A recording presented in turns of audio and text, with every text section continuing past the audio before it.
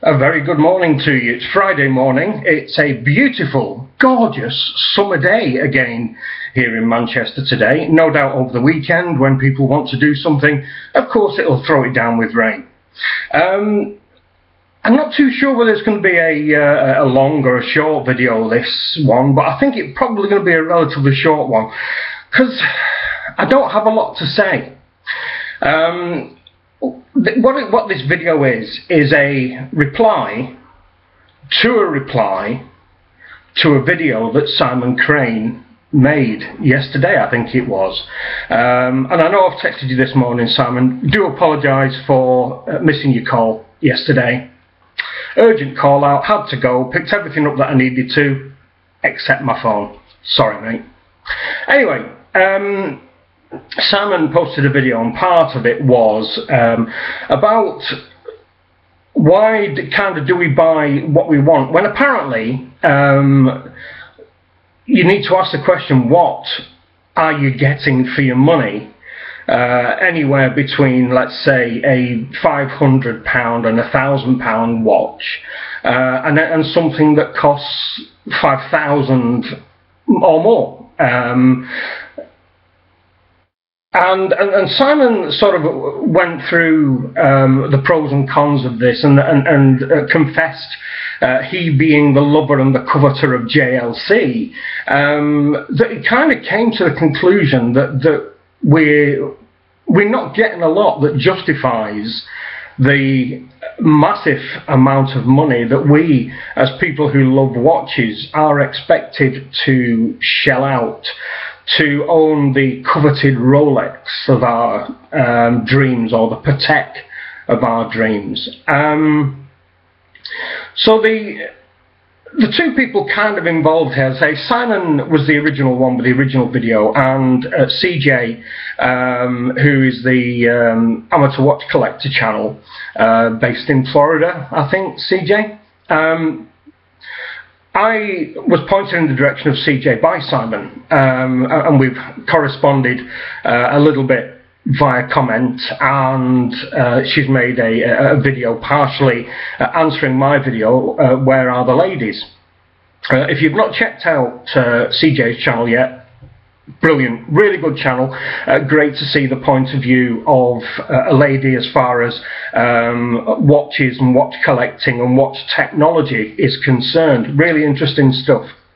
So to get back to the point here, we kind of came to the point, I guess, where both Simon and CG came into concert, where they kind of agreed that there is no, or indeed very little, justification for the money, the prices that are demanded from us, from the bigger, more prestigious watch companies. And if you look back through my videos, I'm sure I've touched this more than once in my out of control snobbery video, and funnily enough, my Invicta hatred, is it justified video. I'm a great believer. What I'm going to do now, I'm actually going to put in here another video I was going to make, which was talking about me and my collection. I'm not going to show my collection because that's not what this is about. What it's about is, I consider myself very fortunate to the extent that I don't care what I spend. I really don't. And what I mean by that is, yes, I own a Rolex. Yes, I own a Omega Seamaster 300 pre-coaxial Bond. But the rest of my collection have either been gifts, which are all sub £100 because they've been bought by my partner or my children or my partner's children, or it's stuff that I've bought that I've seen on the net that have just tickled my fancy at the time. The prime example of that is my Marina Militaire Fiddy. I've always loved the look of a Panerai. militaire, but can I afford one? No. Will the time ever come where I can afford one? Possibly. But when I bought it,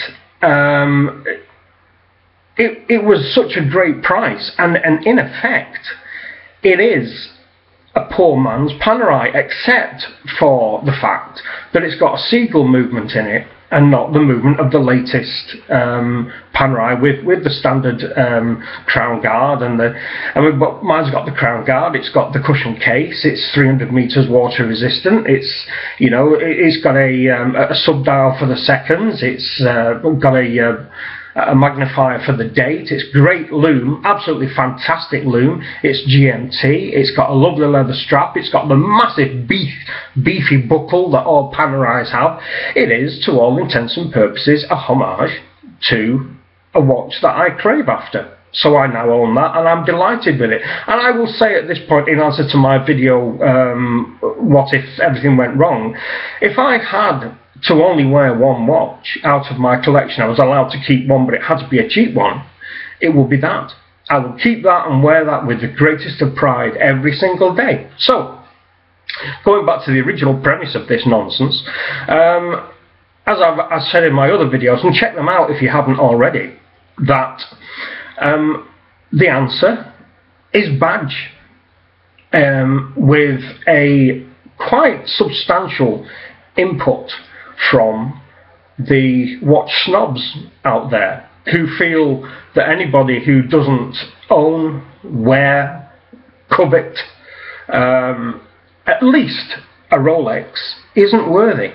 I think in one of my videos I did a car analogy like we all try to do. You've got people out there who would much prefer to buy a 3 Series BMW rather than a Ford Mondeo. The Ford Mondeo is front-wheel drive, the BMW is rear-wheel drive. They both come in petrol engines, they both come in diesel engines. The Ford Mondeo is better equipped, you've got more storage space, it is probably a little bit more economical. You don't have to pay for so many add-ons as you do with the BMW, but the BMW is classed and seen by so many as a better quality product because of the badge. Nobody wants to be seen wearing or driving a down market badge, hence why stupid sports brands are charged an appalling amount of money for, when they're made in the same Indian or Chinese based factories where the people are paid threepence a week and a bowl of rice to stitch these things together. It's because when they know, as manufacturers, any manufacturers, clothing, cars, watches, that the majority of consumers of their products are sheep. They will be sucked in by the celebrity ambassadors, they'll be sucked in by the apparent usage of those products by sports stars, they'll be sucked in by advertising, and we will just follow everybody as we go along. I'm afraid that's not me. I'm not sucked in by any of that kind of thing. So my belief is, and it will always be my constant belief until somebody can prove beyond all reasonable doubt that there is nothing that justifies the cost. Because if, like Simon said, the power reserve, for instance, is a big selling point for a lot of people. I've got a watch winder. Why do I need a power reserve? I take it off, I put it in the watch winder, I get up the following morning, it's fully wound.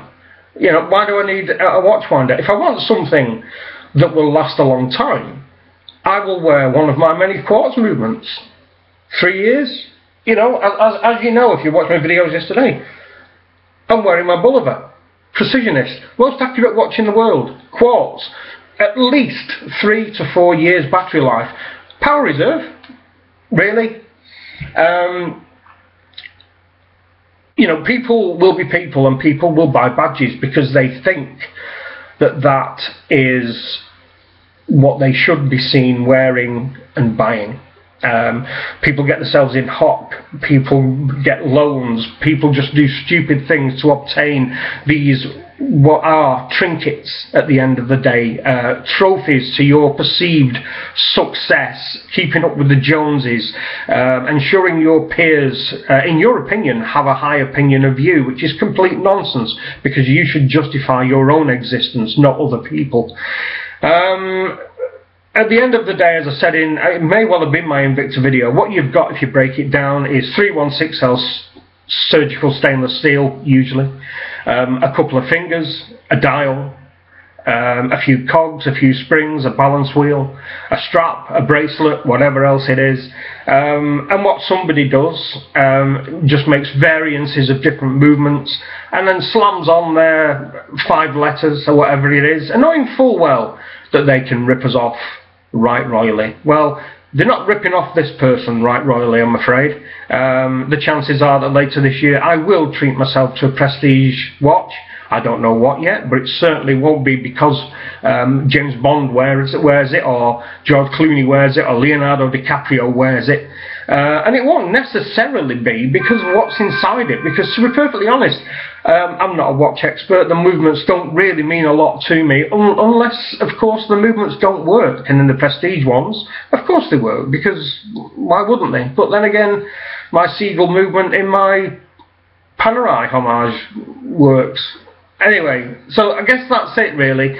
I just wanted to make my reply to the reply. I mentioned Simon. I've got a big problem with snobbery, I'm afraid, as you're well aware.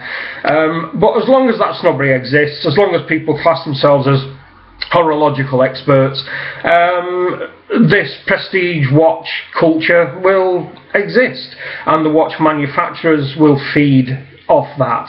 As with much else in the world, what it takes for things to change is for us all to stand up as one and say, I'm sorry Rolex, I'm sorry Omega, I'm sorry Breitling, I'm sorry Patek, we're just not willing to pay that anymore. But that's never going to happen, is it? You know. Anyway, that's it for this one. As I say, obviously you're all aware of Simon Crane's channel, great channel.